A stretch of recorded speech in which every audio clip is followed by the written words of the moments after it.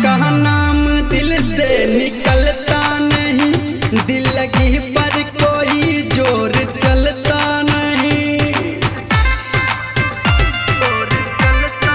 हाँ, आपका नाम दिल से निकलता नहीं, दिल लगी पर कोई जोर चलता नहीं।